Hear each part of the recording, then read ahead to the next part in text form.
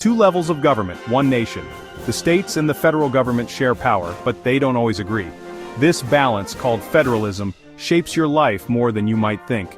In the vast and sprawling story of the United States, there is a central, quiet drama. It is a constant negotiation, a delicate balance. It is the story of power. Who holds it? Where does it reside? The founders of this nation, having thrown off the yoke of a distant king, were deeply suspicious of concentrated authority. They believed that tyranny was born when too much power fell into too few hands. And so, they embarked on a radical experiment. The United States Constitution is the nation's blueprint. It is the foundational document that lays out the intricate design for this shared power. The framers were deliberate and specific. They did not leave this critical division to chance. Instead, they carefully categorized powers into three distinct types.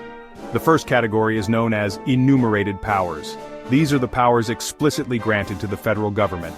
Think of these as the great overarching responsibilities that only a national government could reasonably handle. Tasks essential for the survival and cohesion of the country as a whole. On the other side of the ledger are the reserved powers.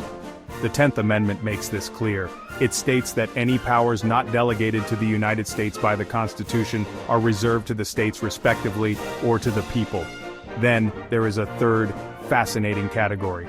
These are the concurrent powers. The word concurrent simply means happening at the same time. These are powers that both the federal government and the state governments hold and can exercise simultaneously. Perhaps the most significant of these is the power to declare war and to raise and support armies and a navy. The founders understood that national defense could not be left to a patchwork of state militias. A coordinated national response was essential for the country's security. Another critical enumerated power is the authority to regulate interstate and foreign commerce. This is known as the Commerce Clause. The Commerce Clause was designed to create a single, unified American market, allowing goods, services, and capital to flow freely across the nation. The federal government also holds the exclusive power to coin money and regulate its value. Imagine the chaos if each of the 50 states printed its own currency.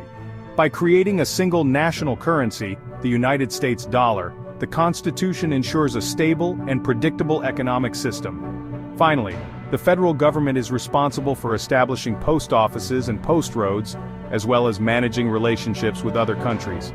These powers, taken together, create a federal government equipped with the necessary tools to defend the nation, foster a national economy, and secure its place among the community of nations.